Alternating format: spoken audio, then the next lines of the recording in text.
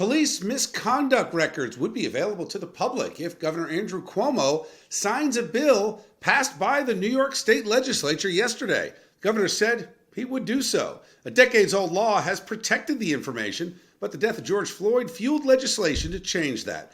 All right, let's jump back into the opinion zone with Afia Yunus and Matt Rooney. Afia, I'll start with you on that.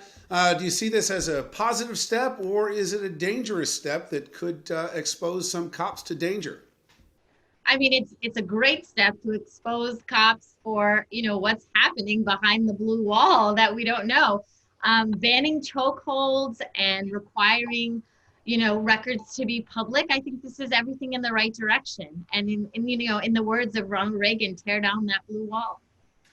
Matt, this is a climate that it seems it's increasingly hard for police officers to do their job without looking over their shoulder and becoming political pawns. Well, I think that's the problem, right? I mean, generally, as a limited government guy, I say if the government has something, I want to know about it unless there's a national security dimension. At the same time, we continue to beat around the bush here. The conditions that created George Floyd confrontation were born of decades of bad policies in our inner cities. I think it's interesting that, someone who purports to say they're for transparency and limited government, I mean, this should be right in your wheelhouse, Matt.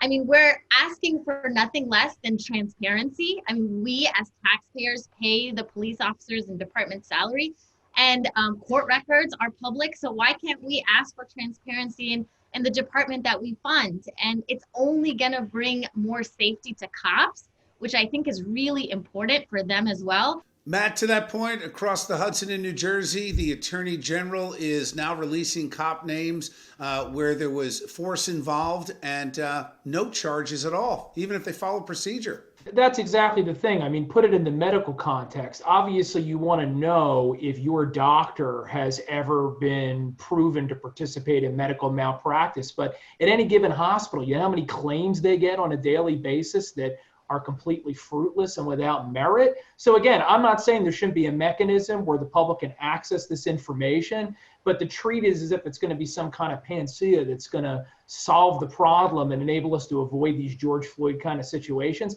that's just not honest. All right, thanks, guys.